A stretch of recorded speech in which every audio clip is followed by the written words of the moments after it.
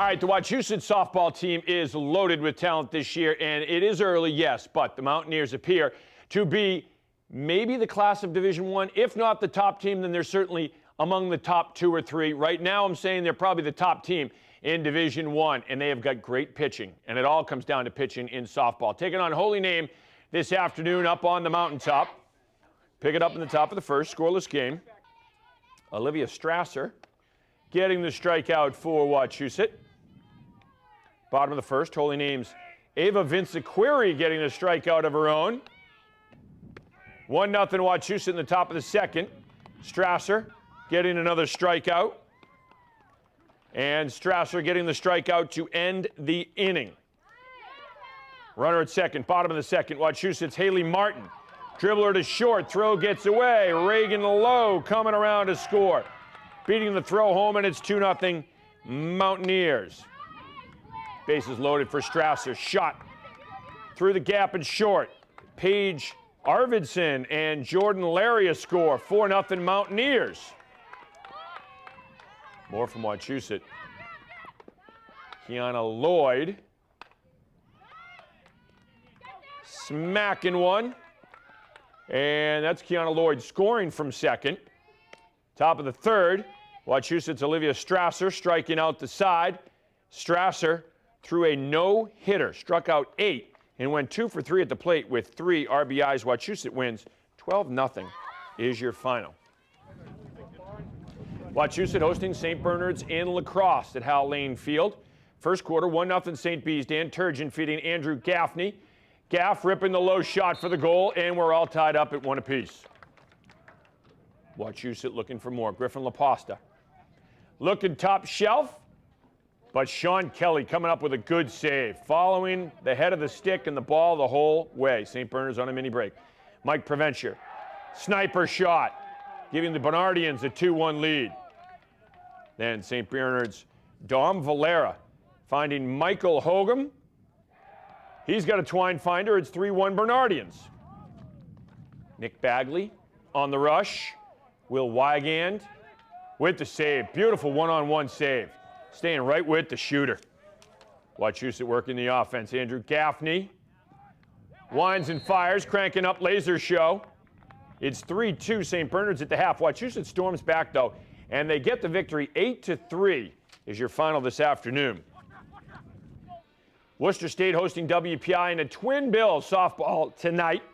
Game 1, 8-7 WPI in the top of the 8th inning. Extra innings. Rachel Frisch, former Worcester Tech standout, gets a strikeout to end the inning. Bottom of the 8th. Pitch gets away. Courtney Salisbury moving up to third with 1 out. Worcester State threatening a tie. Mackenzie Phillips, though, gets the strikeout for WPI.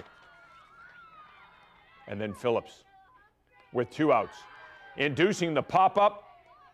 And that ends the game. WPI wins game 1 of the doubleheader, 8-7. So we move to game 2. And former Holy Name star Corey DeRozier leading Worcester State. Top of the first, Kayla Humphrey. Good defense in the circle for Worcester State. Fielding and firing to first for the out. Bottom of the first, Salisbury. Getting the Lancers going with a single into left. And then former Wachusett star Sydney Dupree with a shot into left. Salisbury booking it home. She scores. 1-0 Worcester State. RBI for Dupree. Top of the second, WPI's Kristen Gallagher with a blast. Off the base of the wall. Gallagher's in there standing with a double. Then Julia Veitch with a bomb to center field. You can hear it. It hits the flagpole. Hit the flagpole. Initially, they thought maybe it hit the top of the wall. No, that was 100% U.S. Steel. Hit the flagpole. Home run. 2-run shot. WPI taking a 2-1 lead, and there's a party at the plate. Kelsey Saucier, former Holy Name standout, strong in the circle, gets the strikeout. WPI gets the sweep as they win game 2.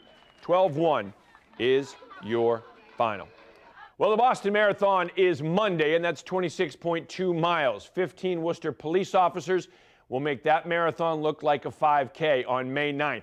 As they set out on their journey, May 9th, leaving from City Hall in Worcester and running to the Law Enforcement Memorial in Washington, D.C., almost 500 miles. Now, they will go in groups. They will run in groups of 3, while the others will rest in an RV.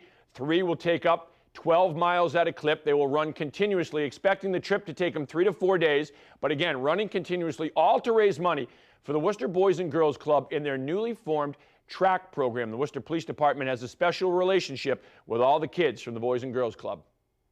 Our track and field program, our boxing program, and our basketball program allow us to build a one-on-one relationship with kids. So we have a friendship, we have a bond with them. Some of that can't be created simply on a call when we meet them in the neighborhood. We have an actual relationship with them and can turn that into mentoring, helping with school, and eventually helping them grow. The money that we raise goes directly to the Boys and Girls Club. These guys are out there, you know, whether it's a 5K race, a boxing match, this run that we're going to do down to Washington, all of those funds go directly to the Boys and Girls Club, because otherwise a lot of these programs would not be available to these kids. Each police officer will be paired up with a kid from the Boys and Girls Club. For every 10 miles the police officer runs, the kid will run a mile on the track. Another way to get the kids invested and develop that relationship with the Worcester police officers. And they're very excited about being partnered up with another police officer. It's, again, another simple but very special partnership we have with the police, where each kid's going to be running with another police officer. And for more information, or if you want to donate, you can go to crowdrise.com and then look at WPD Bound for DC, or you can just in a Google search put WPD, Worcester Police Department, Bound for DC. And that'll come up and send you to the CrowdRise site, crowdrise.com, and you can donate and support the Boys and Girls Club and the Worcester police officers as well. All right, the Assumption football team wrapping up their spring season with Sunday's spring game. Another successful game for the Hounds, and another successful spring practices for the coaching staff and the players. Now, it is the off season, but it is a time for all the players to get better every day in the weight room, running on their own, so when they get back together as a team in August, everyone is even better than they were a week ago. We got to trust them over the summer. We'll have probably 40 to 50 be here throughout the summer at some of the workouts, and we just got to trust that they're going to handle it on their own. There's really not a whole lot better than Coach Grotzky and what he puts out there, and for our guys to get better at. And as long as they stay the course and follow our program, I think we've seen a lot of success with guys coming back in even better situation than what they left. And Assumption coming off back-to-back trips to the NCAA tournament, and that will do it for sports. Thanks, Kevin. For Kevin, Shea, I'm Catherine in Real Life. Thanks for watching Worcester News tonight. Have a great night.